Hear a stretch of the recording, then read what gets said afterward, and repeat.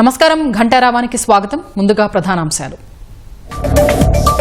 జగన్ జమానాలో పునాదులు దాటని వైద్య కళాశాలలు, పేదల్ని విద్యకు దూరం చేసి విష ప్రచారాలేంటని అనిత ప్రశ్న.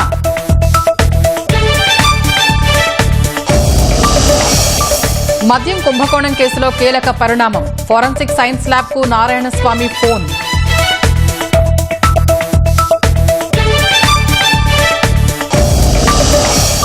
కర్నూలు జిల్లాలో వర్షాలకు ఉప్పొంగుతున్న వాగులు, హాలహర్వి మండలంలో వందల ఎకరాల్లో నీట మునిగిన పంటలు.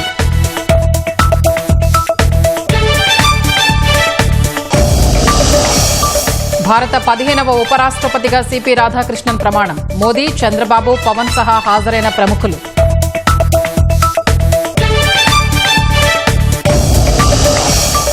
కొందరు నేతలే లక్ష్యంగా ఆత్మాహుతి దాడులకు స్కెచ్, విచారణలో అంగీకరించిన ఉగ్రవాదులు.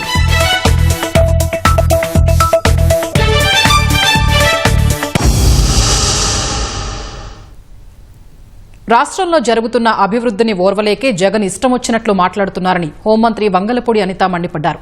వైద్య కళాశాలలపై హోంమంత్రి పవర్ పాయింట్ ప్రజెంటేషన్ ఇచ్చారు. బెంగళూరులో ఫుల్ టైం ఉంటూ ఏపీకి పార్ట్ టైం వస్తున్న జగన్ ప్రభుత్వంపై బురద చల్లటం హాస్యాస్పదమన్నారు. కట్టడాలే లేకుండా 17 వైద్య కళాశాలలు కట్టేశామని చెప్పుకోవడం జగన్కే చెల్లిందన్నారు. పీపీపీ విధానంలో వైద్య కళాశాలల్ని నిర్మిస్తామంటే అడ్డంకులు సృష్టించేందుకు జగన్ యత్నిస్తున్నారని మండిపడ్డారు. ఇది మదనపల్లి మెడికల్ కాలేజ్కి సంబంధించి ప్రభుత్వ వైద్య కళాశాల బోర్డు అయితే మాత్రమే ఉంది. ఆహా అనడానికి బోర్డు ఉంది. పిల్లర్ ఏమో ల్యాబ్ అనుకోవాలి, ఈ పిల్లర్ ఏమో రీడింగ్ రూమ్ అనుకోవాలి, లేదు అనుకుంటే ఈ పిల్లర్ ఏమో ఒక లైబ్రరీ అనుకోవాలి. అలా అనుకుంటేనే తప్ప ఇది మెడికల్ కాలేజ్ అన్న సంగతి మన ఎవరికి అర్థం కాదు. ఇక్కడ చూసి ఆగి ఆహా అనే వాళ్ళు ఎవరైనా ఉన్నారా అంటే జగన్మోహన్ రెడ్డి మాయ చేస్తాడు, మంత్రాలు వేస్తాడని సంగతి తెలుసు. కానీ కట్టడమే లేకుండా ఇది కట్టడం ఉందని చెప్పి అది రోడ్డు మీద వెళ్తున్న వాళ్ళు ఆగి ఆహా అంటారు అంటే ప్రజలు ఏమైనా పిచ్చోళ్ళ? ఇది మార్కాపురం మెడికల్ కాలేజ్. ఇందులో అడ్మిషన్స్ అయితే ఎక్కడ కూర్చొని చదువుకుంటారు విద్యార్థులు? బాపట్ల మెడికల్ కాలేజ్ ఇది.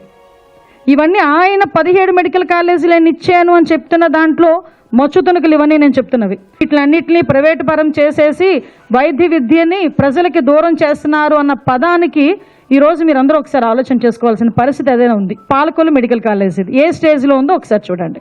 ఇందులో ఎక్కడ ల్యాబ్ పెడతావు, ఎక్కడ ఈరోజు అడ్మిషన్స్ ఇస్తే ఎక్కడ తీసుకెళ్లి కూర్చోబెడతావు? ఈరోజు నర్సీపట్నం మెడికల్ కాలేజ్. ఆఖరికి సెంట్రల్ గవర్నమెంట్ కూడా ఇచ్చిన ఫండ్ని ఫుల్ ఫ్లెజ్డ్గా మీరు వినియోగించుకోలేకపోయారు అని ఒక స్టేట్మెంట్ కూడా ఇవ్వటం. ఇది పెనుగొండ మెడికల్ కాలేజ్. ఏ వైద్య విద్యార్థులు ఇందులోంచి తీసుకొద్దామండి? ఇది స్టేజ్ రాజమండ్రి మెడికల్ కాలేజ్. ఆహా అనుకుని ఆగేమేమైనా ఉన్నాయేమో మీరు చెప్పాలి నాకు ఒకసారి. జరగనిది కూడా జరిగినట్టుగా క్రియేట్ చేయడానికి సాక్ష్యాలు ఏమైపోతాయండి ఈరోజు? Amalapuram medical college PPP model అనేసరికి ఎందుకు ఉలిక్కి పడుతున్నాడో నాకు అర్థం కావట్లేదు. నిర్వహణ అంతా కూడా ఏదైతే అందులో అడ్మిషన్స్ కానీ అందులోని వైద్యం అందించడం కానీ ఎవ్రీథింగ్ కూడా ఈరోజు గవర్నమెంట్ హ్యాండ్ ఓవర్లో ఉండే పరిస్థితి ఈరోజు కనిపిస్తూ ఉంది. టెండర్లు వచ్చే వాళ్ళకి కూడా ఖబర్దార్ ఆ మాటలు ఒకసారి వింటే ఆయన తాలూకా ఆలోచన తీరు, అతని తాలూకా మానసిక పరిస్థితి, అతనిలో ఎటువంటి మార్పు రాలేదన్న సంగతి చాలా క్లియర్ కట్గా ప్రజలకు కూడా అర్థమయ్యే పరిస్థితి కనిపిస్తూ ఉంది. రాజధాని అమరావతిలో ప్రతిష్టాత్మకంగా నిర్మించిన ఐకానిక్ ధ్యాన బుద్ధ విగ్రహానికి మరిన్ని హంగులు అద్దేందుకు కూటమి ప్రభుత్వం చర్యలు చేపట్టింది. 125 అడుగుల బుద్ధ భగవానుడి ప్రతిమకు సొబగులు అద్దేందుకు ₹185,00,000 మంజూరు చేస్తూ ఉత్తర్వులు జారీ చేసింది. వైసీపీ పాలనలో రంగులు వెలసి గ్యాలరీలో బీటలు వారాయి. ధ్యాన బుద్ధ విగ్రహం దెబ్బతిన్న విషయాన్ని ఈటీవీ, ఈనాడులో పలుమార్లు కథనాలు ప్రచురించడంతో స్థానిక ఎమ్మెల్యే భాష్యం ప్రవీణ్ స్పందించారు. సీఎం చంద్రబాబు దృష్టికి తీసుకెళ్లి మరమ్మతులకు నిధులు సాధించారు.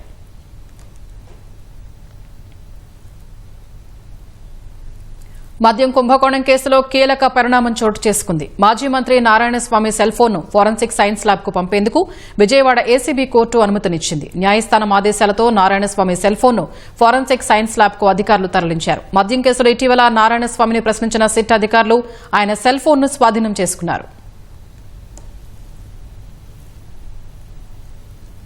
మద్యం కేసు నిందితులకు విజయవాడ ఏసీబీ కోర్టు ఈ నెల 18 వరకు రిమాండ్ పొడిగించింది. 10 మంది నిందితులకు ఇవాళ్టితో రిమాండ్ ముగియడంతో సిట్ అధికారులు కోర్టులో హాజరుపరిచారు. విచారణ జరిపిన కోర్టు నిందితులకు ఈ నెల 18 వరకు రిమాండ్ పొడిగిస్తూ ఉత్తర్వులిచ్చింది.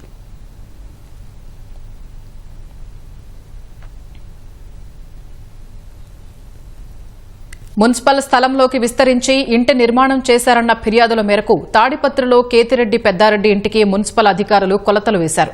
కేతిరెడ్డి పెద్దారెడ్డి భవనానికి మున్సిపల్ ప్లాన్ అప్రూవల్ లేదని తాడిపత్రి మున్సిపల్ టౌన్ ప్లానింగ్ అధికారి సుజాత తెలిపారు. 10 సెంట్లకు అనుమతి ఉంటే 12 సెంట్లలో ఇంటిని నిర్మించారని వెల్లడించారు. కొలతల నివేదికను ఉన్నతాధికారులకు పంపుతామని మున్సిపల్ టౌన్ ప్లానింగ్ అధికారి తెలిపారు. వారి ఆదేశాల మేరకు చర్యలు చేపడతామని వెల్లడించారు. మరోవైపు తన నివాసానికి వచ్చిన మాజీ ఎమ్మెల్యే కేతిరెడ్డి పెద్దారెడ్డి సర్వే అధికారులతో వాగ్వాదానికి దిగారు. తమ ఇంటికి ప్లానింగ్ ఉందో లేదో అధికారులు చెప్పాలని అన్నారు.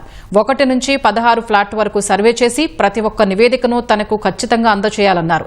మున్సిపాలిటీ స్థలం ఎంత ఉందని ప్రశ్నించిన పెద్దారెడ్డి ఎక్కడి నుంచి కొలిచినా ఇరువైపులా కొలతలు వేయాలని అన్నారు. సర్వే అనంతరం రాతపూర్వకంగా నివేదిక అందిస్తే తాను ఏం చేయాలో అది చేసుకుంటానని వ్యాఖ్యానించారు. మీరేం చేయాలో అది చేయండి అంటూ సర్వే అధికారుల్ని ఉద్దేశించి మాట్లాడారు.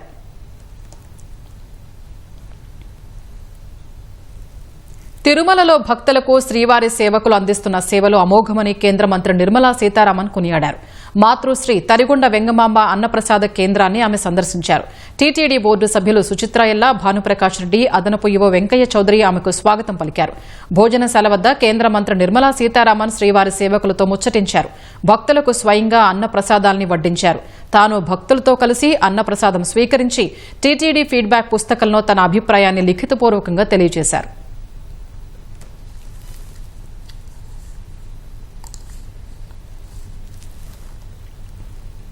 గుంటూరు తురకపాలెంలో మిస్టరీ మరణాల గుట్టు త్వరలోనే వేడుతుందని AP medical council chairman Srihari తెలిపారు. జిల్లా వైద్య ఆరోగ్య శాఖ అధికారులతో కలిసి ఆయన తురకపాలెంలో పర్యటించారు. గ్రామస్తులకు వైద్యం అందించిన ఆర్ఎంపీ చిట్టిబాబు క్లినిక్ వద్దకు వెళ్లగా ఆయన అందుబాటులో లేకపోవడంతో గ్రామానికి వచ్చి పరిస్థితిని సమీక్షించారు. 17వ తేదీ వరకు గ్రామంలో వైద్య శిబిరం కొనసాగుతుందని వెల్లడించారు. నిబంధనలకు విరుద్దంగా ఆర్ఎంపీలు చికిత్స చేస్తే చర్యలు తీసుకుంటామని హెచ్చరించారు. తురకపాలెంలో పరిస్థితి అదుపులోనే ఉందని, ఎవరూ భయపడాల్సిన అవసరం లేదని డీఎంహెచ్ఓ తెలిపారు. చూస్తే ఎవరైనా ఆర్ఎంపీలు కానీ వీళ్ళందరూ కూడా ప్రథమ చికిత్స చేయడానికి మాత్రం అర్హులు. అంతేగాని డాక్టర్స్ అని పేరు పెట్టేసి వాళ్ళకి సలైన్లు పెట్టడము, ఇంజక్షన్లు ఇవ్వటము, కొందరైతే అబార్షన్లు చేయటము, అదేవిధంగా ఆపరేషన్లు చేయటం ఇవన్నీ కూడా చట్ట విరుద్ధము. అటువంటి వాళ్ళ మీద ఖచ్చితంగా మేము చర్యలు తీసుకుంటాం. ఈరోజు ఇక్కడ కూడా ఆ విధమైనటువంటి చర్యలు తీసుకుని ఈరోజు ఆ సెంటర్ని మూసివేయటం జరిగింది. ఇంకా ఎవరైనా కూడా ఆ విధంగా పాల్గొనే ప్రాబ్లం అంటే, ఎందుకంటే ట్రీట్మెంట్ అనేది ఒక డాక్టర్ దగ్గర మనం డయాగ్నోజ్ చేసిన తర్వాత దానికి ట్రీట్మెంట్ ఇస్తాం. అంతేగాని అలా కాకుండా దానికి ముందుగానే డ్రగ్స్ వాళ్ళ ఇష్టంగా తగ్గిపోవాలి తొందరగా అని చెప్పి ఉద్దేశంతో ఇస్తారు. అదేవిధంగా యాంటీబయాటిక్స్ కూడా 2-3 రోజులు వాడటం వల్ల రెసిస్టెన్స్ వస్తుంది, డ్రగ్స్ రెసిస్టెన్సీ. అవన్నీ కూడా రాకుండా ఒక పద్ధతిగా క్రమేణా శాస్త్రీయంగా చేయాల్సిన వైద్యాన్ని అందరు చేసేదానికి వీలు కాదు. అది మేము ఏపీ మెడికల్ కౌన్సిల్ తీవ్రంగా దాన్ని తీసుకుంటుంది. దానికి అట్లా పాల్పడిన వాళ్ళు ఎవరినైనా కూడా కఠినంగా శిక్షిస్తాము. ఇప్పుడు కొంతమందికి క్రానిక్ ఆల్కహాల్ వాళ్ళకి ఎల్ఎఫ్టీ అవి కొంచెం డిఫరెన్స్ ఉందండి. వాళ్ళని ఇప్పుడు లిస్ట్ అవుట్ చేసుకుని వాళ్ళని పిలిపిస్తున్నాం. ఇప్పుడు మీరు చూసే ఉంటారు ఫాలోఅప్ టీమ్స్ ఇంటింటికి వెళ్ళి ఒక డాక్టరు 2 MLH పిల్లలు వాళ్ళని పంపించి ఇక్కడ మళ్ళీ వీళ్ళకి ఫిజిషియన్ తోటి ఒకసారి చెకప్ చేయించి వాళ్ళకి కావాల్సిన ట్రీట్మెంట్ ఇక్కడ మేము రాయిస్తున్నాము. అలాగే డయాబెటీస్ కూడా కొంచెం వేరియేషన్ ఉన్న వాళ్ళందరినీ కూడా లిస్ట్ అవుట్ చేసుకొని ఈ ఫాలోఅప్ టీమ్ తోటి వాళ్ళకి ఇంటికి వెళ్ళి పిలిపించి మనకి ఇక్కడున్న స్పెషలిస్టుల బృందంతో మనము వాళ్ళకి చెకప్ చేయించి ట్రీట్మెంట్ ఇవ్వడం జరుగుతుంది. వాహన మిత్ర కింద ఆటో డ్రైవర్లకు 15,000 రూపాయలు ఆర్థిక సహాయం అందిస్తామని ముఖ్యమంత్రి చంద్రబాబు ప్రకటించడంతో ఆటో కార్మికులు హర్షం వ్యక్తం చేస్తున్నారు. నెల్లూరు తెలుగుదేశం పార్టీ కార్యాలయం వద్ద చంద్రబాబు చిత్రపటానికి పాలాభిషేకం చేసి సంతోషాన్ని వెలుబుచ్చారు. సూపర్ 6లో లేని పథకాన్ని కూడా ముఖ్యమంత్రి అమలు చేస్తున్నారని నాయకులు కొనియాడారు. గత ప్రభుత్వం 10,000 అందిస్తే కూటమి ప్రభుత్వం 15,000 ఇస్తామని ప్రకటించడం సంతోషకరమని కార్మికులు ఆనందం వ్యక్తం చేశారు.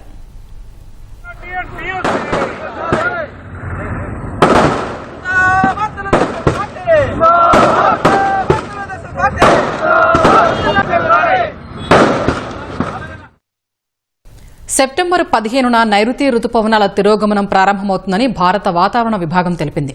నైరుతి రుతుపవనాల ఉపసంహరణ ప్రక్రియకు వాతావరణం అనుకూలంగా ఉందన్న ఐఎండీ వాయువ్య భారతంలోని రాజస్థాన్ గుండా తిరోగమిస్తాయని వివరించింది. దేశంలో నైరుతి రుతుపవనాల ద్వారానే అధిక వర్షపాతం నమోదవుతోంది. సాధారణంగా రుతుపవనాలు జూన్ 1 నాటికి కేరళలో ప్రవేశించి జూలై 8 లోపు దేశమంతా విస్తరిస్తాయి. సెప్టెంబర్ 17న వాయువ్యం నుంచి తిరోగమనం ప్రారంభమై అక్టోబర్ 15 నాటికి వెనక్కి వెళతాయి. దేశంలో నైరుతి రుతుపవనాల ప్రభావంతో కురవాల్సిన సాధారణ వర్షపాతం 778.6 మిల్లీమీటర్లు కాగా ఈసారి 836.2 మిల్లీమీటర్లు అంటే 7% అధికంగా నమోదైంది.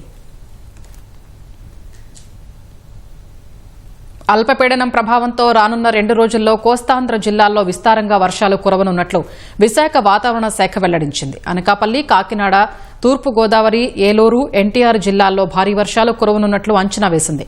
భారీ నుంచి అతి భారీ వర్షాలు కురిసే అవకాశం ఉండడంతో కోస్తాంధ్ర జిల్లాలకు అధికారులు ఆరెంజ్ అలర్ట్ జారీ చేశారు. తీరం వెంబడి గంటకు 40 నుంచి 50 కిలోమీటర్ల వేగంతో ఈదురుగాలులు వీచే అవకాశం ఉన్నట్లు వెల్లడించారు. రానున్న 2 రోజులు మత్స్యకారులు వేటకు వెళ్లవద్దని సూచించారు. మధ్య బంగాళాఖాతం మరియు దానికి ఆనుకుని ఉన్నటువంటి వాయు బంగాళాఖాతంలో ఉన్నటువంటి అప్పర్ ఎయిర్ సైక్లోనిక్ సర్క్యులేషన్స్ దీని ప్రభావం చేత అల్పపీడనం ఏర్పడింది. వీటి అన్నింటి ప్రభావం చేత నెక్స్ట్ కమింగ్ 3 days కూడా మన ఆల్మోస్ట్ అన్ని కోస్తా జిల్లాల్లోనూ కోస్తా జిల్లాలు ప్లస్ రాయలసీమలో కూడా భారీ నుంచి అతి భారీ వర్షపాతం వచ్చేటువంటి అవకాశం ఉన్నట్టుగా ప్రిడిక్షన్స్ ఇస్తున్నారు. ఉత్తరాంధ్ర వరకు చూస్తే ముఖ్యంగా అనకాపల్లి, కాకినాడ, ఈస్ట్ గోదావరి అండ్ ఏలూరు ఈ జిల్లాలో, దక్షిణ కోస్తాలో ఎన్టీఆర్ జిల్లా ఈ 5 జిల్లాలకి కూడా భారీ నుంచి అతి భారీ వర్షపాతం. అలాగే నెక్స్ట్ కోస్తా ఆంధ్రాలో ఉన్నటువంటి మిగతా అన్ని జిల్లాలకి కూడా ఆల్మోస్ట్ అంటే రైట్ ఫ్రమ్ శ్రీకాకుళం నుంచి శ్రీకాకుళం, పార్తీపురం, విజయనగరం, ఏఎస్ఆర్, అల్లూరి సీతారామరాజు, నెక్స్ట్ కోనసీమ ఇలాగే అప్ టు నెల్లూరు డిస్ట్రిక్ట్ వరకు కూడా భారీ వర్షపాతం నెక్స్ట్ కమింగ్ 24 hours లో వచ్చే అవకాశం ఉన్నట్టుగా ప్రిడిక్షన్స్ చేస్తున్నాం. కర్నూలు అండ్ నంద్యాల ఈ జిల్లాలకు కూడా భారీ వర్షపాతం వచ్చే అవకాశం ఉంది. కర్నూలు జిల్లాలో కురుస్తున్న భారీ వర్షాలకు వాగులు, వంకలు పొంగి ప్రవహిస్తున్నాయి. ఆదోని రామ్ జల చెరువు పూర్తిగా నిండిపోయింది. బసాపురం గ్రామం వద్ద మేకదూడ వంక ఉధృతంగా మారింది. దీనివల్ల గ్రామానికి రాకపోకలు నిలిచిపోయాయి. ఆస్పరి మండలంలో వాగులు, వంకలు పొంగిపొల్లాయి. పత్తి, ఆముదం పంటలు నీట మునిగాయి. హాలహర్వి మండలంలో వేదవతి నది ఉధృతికి 100 ఎకరాల్లో పంటలు నీట మునిగాయి.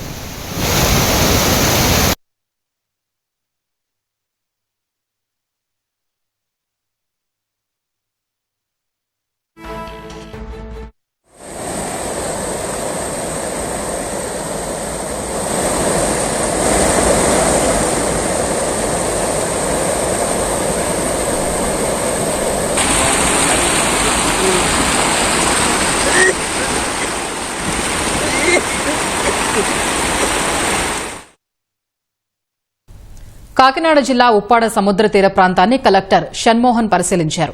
కొత్తపల్లి మండలం సుబ్బమ్మపేట వద్ద ఉధృతంగా వస్తున్న సముద్ర అలల తాకిడికి దెబ్బతిన్న రోడ్లను పరిశీలించారు. రెవెన్యూ, మత్స్య, పంచాయతీరాజ్, రోడ్లు, భవనాల శాఖ అధికారులకు పలు సూచనలు చేశారు. సమీప జనావాసాల్లోకి చేరిన నీటిని పరిశీలించిన కలెక్టర్ సమస్య తక్షణ పరిష్కారానికి చర్యలు చేపట్టాలని ఆదేశించారు.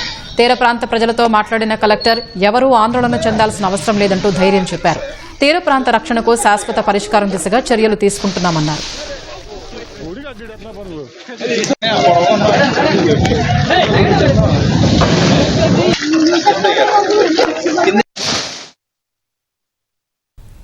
తెలుగు సినిమా ఇప్పుడు గ్లోబల్ స్థాయికి వెళ్లిందని ఉప ముఖ్యమంత్రి పవన్ కళ్యాణ్ అన్నారు. కళలు లేకపోతే సమాజంలో హింస ప్రబలుతుందని చెప్పారు. ఢిల్లీలో నేషనల్ స్కూల్ ఆఫ్ డ్రామాను పవన్ కళ్యాణ్ పరిశీలించారు. ఆంధ్రప్రదేశ్లో ఎన్ఎస్డీ క్యాంపస్ ఏర్పాటు చేయాలన్న ఆలోచన ఉందన్న పవన్ ఈ విషయంపై సీఎం చంద్రబాబుతో చర్చిస్తానని తెలిపారు. ఇక్కడ ఒక ప్లేస్మెంట్ రావాలంటే you have to really fight it out. It is like IIT అంటే చాలా కెపాసిటీ ఉండాలి. And that is amazing thing ఏంటంటే వాళ్ళందరూ different parts of the state. Entire India is being mini India. అంటే ఈరోజు people can interact with each other, different languages, different cultures. నాకు అది బాగా నచ్చుతుంది ఎన్ఎస్డీలో. నేను యాక్టింగ్ నేర్చుకున్నప్పుడు ఇక్కడ చదివిన ఇక్కడ చేసిన సత్యానంద్ గారు కొంతకాలం ఉన్నారు ఇక్కడ. సో ఆయన నాకు చెప్తా ఉండాలి ఎన్ఎస్డీ గురించి. సో నాకు ఆ ప్యాషన్ ఉండిపోయింది చిన్నప్పటి నుంచి. నేర్చుకున్న ఫార్మేటివ్ ఇయర్స్ నుంచి. It's great experience. ఆంధ్రప్రదేశ్లో ఇట్లాంటి ఇన్స్టిట్యూట్ కోసం ఇంతకుముందు కూడా గతంలో కూడా ఉమ్మడి రాష్ట్ర ప్రభుత్వంలో వచ్చినట్టుంది. నేను ఖచ్చితంగా అది పరిశీలిస్తాను. మనకి Telugu cinema become global phenomenon. నేనేం నమ్ముతున్నానంటే art form first primary responsibilities to heal the people. Cinema లేకపోతే కానీ ఆర్ట్ ఫామ్ లేకపోతే వైలెన్స్, ఆటపాట లేకపోతే వైలెన్స్ పెరిగిపోదు. మనుషులకి ఏం అంటే ఆటపాట ఫైన్ ఆర్ట్స్ ఇవన్నీ ఏంటంటే it is an outlet of our inner turmoil, inner crisis. మేము ప్రత్యేకించి గ్లోబల్ ఫినామినా అయిపోయింది తెలుగు సినిమా. దానికి తగ్గట్టుగా టాలెంట్ కూడా పెరగాలి, కేబిలిటీస్ పెరగాలంటే ఇప్పుడు చూడండి ఎన్ఎస్డి ఎక్కడెక్కడో మారుమూలల నుంచి they are able to pick. అలాగే మనకి ఆంధ్రప్రదేశ్ నలుమూలల నుంచి ఇంక్లూడింగ్ ఐ ఫీల్ తెలంగాణ నలుమూలల నుంచి డబ్బు అంటే 70% ఆఫ్ ది స్టూడెంట్స్ అందరూ కూడా ఒక గ్రేట్ బ్యాక్గ్రౌండ్స్, ఆర్థికమైన ఉన్నత స్థితిగతి నుంచి వచ్చిన వారు కాదు ఇప్పుడంతా. అలాగే మనకు కూడా తీసుకురమ్మని చెప్తున్నాను కోర్స్ ఒకటి. దానికి కావాల్సిన ల్యాండ్ కూడా నేను ముఖ్యమంత్రి గారితో కూడా మాట్లాడతానని చెప్పాను. Sir I'm going to invite them official. Andhra Pradesh ప్రభుత్వం తరఫున ఇన్వైట్ చేసి ఒక ఎన్ఎస్డి క్యాంపస్ ఉంటే బాగుంటుంది. భారత 15వ ఉపరాష్ట్రపతిగా సిపి రాధాకృష్ణన్ ప్రమాణ స్వీకారం చేశారు. ఉదయం 10 గంటలకు రాష్ట్రపతి ద్రౌపది ముర్ము ఆయనతో ప్రమాణం చేయించారు. ఈ కార్యక్రమానికి ప్రధాని నరేంద్ర మోదీతో పాటు కేంద్ర మంత్రులు, మాజీ రాష్ట్రపతులు, ఉపరాష్ట్రపతులు, AP CM Chandrababu Naidu, deputy CM Pawan Kalyan సహా ఎన్డీఏ పాలిత రాష్ట్రాల సీఎంలు, ఇతరులు పాల్గొన్నారు.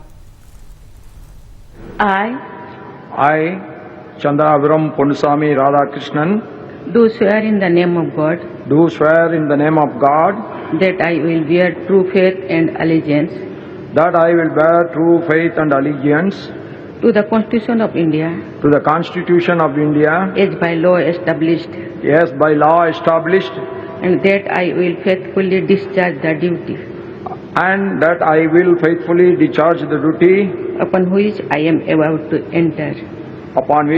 am about to enter. Congratulations.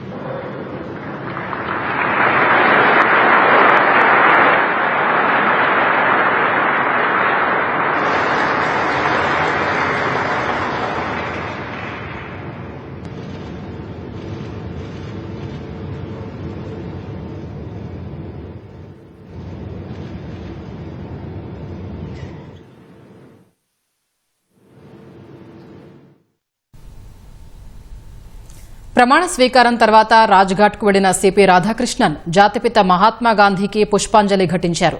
నివాళులర్పించిన తర్వాత నమస్కరించి కాసేపు అక్కడే కలియ తిరిగారు.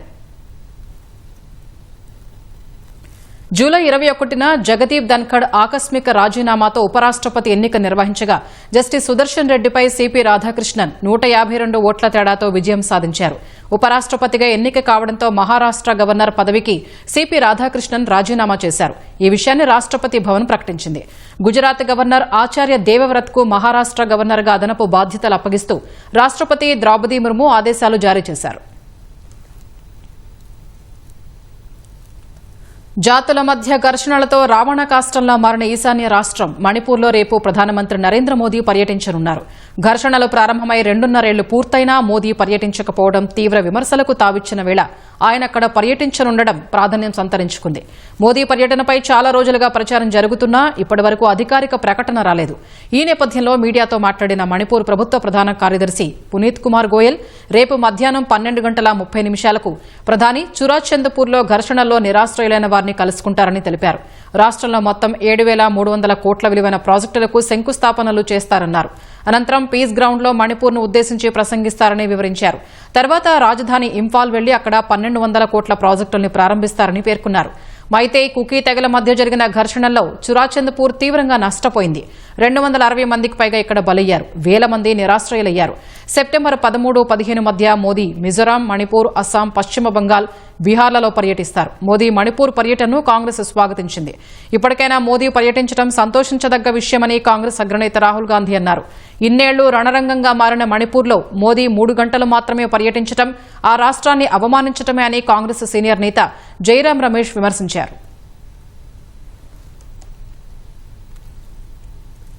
దేశంలో భారీ ఉగ్రకుట్రను భగ్నం చేసిన ఢిల్లీ పోలీసులు అరెస్టు చేసిన 5 ద్వారా కీలక విషయాలు రాబట్టారు. కేంద్ర సంస్థల సమన్వయంతో పలు రాష్ట్రాల్లో దాడులు నిర్వహించిన పోలీసులు ఉగ్ర ముఠాలతో సంబంధాలున్న 5గురిని గురువారాల్లో అరెస్ట్ చేశారు. ప్రధాన సూత్రధారిగా భావిస్తున్న డానిష్ ను రాంచీలో పట్టుకున్నారు. దేశంలో ఉగ్ర కార్యకలాపాలకు వ్యూహరచన చేసినట్లు అధికారులు తెలిపారు. కొంతమంది నేతల్ని లక్ష్యంగా చేసుకుని ఆత్మాహుతి దాడులకు సన్నద్దమవుతున్నట్లు చెప్పారు. అందుకోసం ఆత్మాహుతి జాకెట్లు, బాంబులు సిద్దం చేసుకున్నట్లు తెలిపారు. వారితో దాదాపు 40 మంది క్రియాశీల ఉగ్రవాదులు నిరంతరం చర్చలు జరిపినట్లు అధికారులు చెప్పారు. అయితే ఆ విషయాలు బయటకు రాకుండా సిగ్నల్, ఇతర చాటింగ్ యాప్లను ఉపయోగిస్తున్నట్లు తెలిపారు. ఐసిస్ స్లీపర్ సెల్తో వారికి సంబంధాలున్నట్లు గుర్తించారు.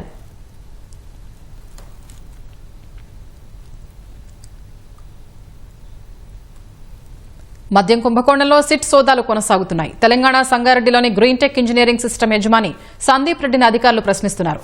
మరింత సమాచారం మా ప్రతినిధి రామకృష్ణ ప్రత్యక్ష ప్రసారం ద్వారా అందిస్తారు.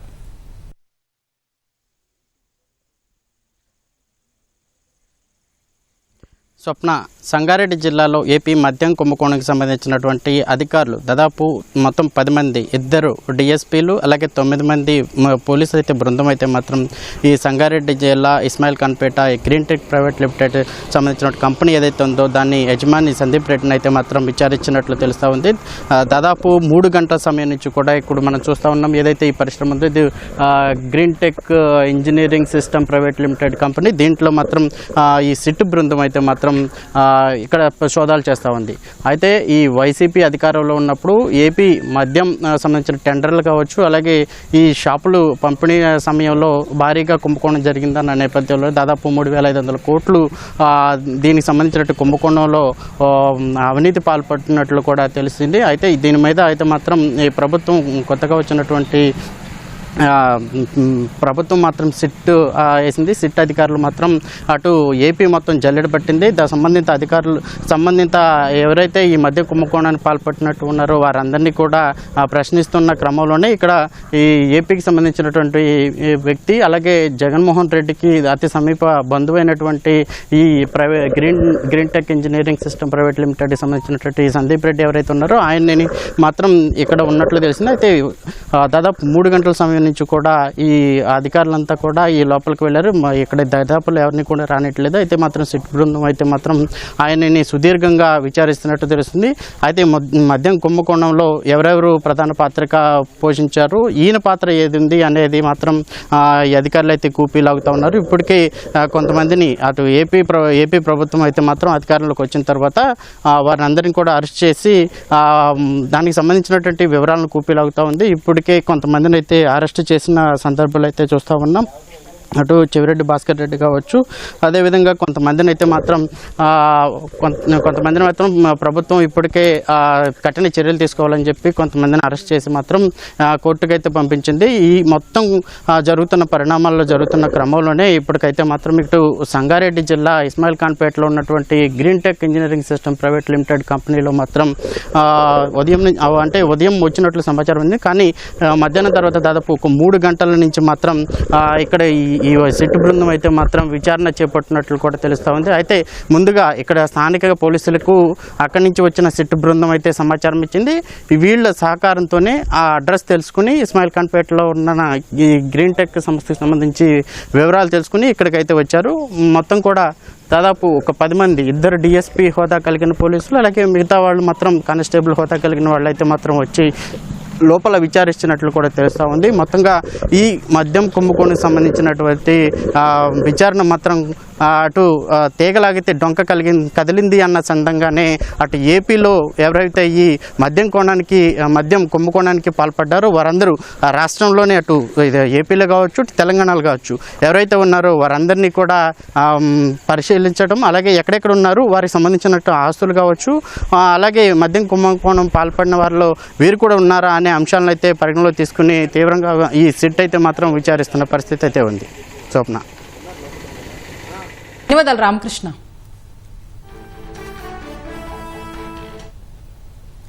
నేపాల్లో జన్జెడ్ ఆగ్రహ జ్వాలలు ఉవ్వెత్తున ఎగిసిపడిన వేళ భారత పర్యాటకుల బస్సుపై నిరసనకారులు దాడికి తెగబడ్డారు.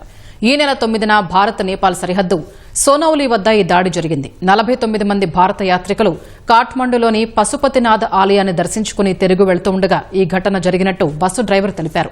నిరసనకారులు ఎలాంటి హెచ్చరిక చేయలేదని, మహిళలు, వృద్ధులు ఉన్నారని కూడా చూడకుండా దాడి చేశారని తెలిపారు. బస్సు కిటికీ అద్దాలు పగిలి పలువురికి గాయాలైనట్టు బస్సు డ్రైవర్ వెల్లడించారు. క్షతగాత్రులను వెంటనే కాఠ్మండులోని ఆసుపత్రికి తరలించినట్లు చెప్పారు. అనంతరం భారత ఎంబసీ, నేపాల్ అధికారులతో మాట్లాడి ప్రత్యేక విమానంలో మిగతా యాత్రికుల్ని భారత్కు పంపినట్లు బస్సు డ్రైవర్ తెలిపారు.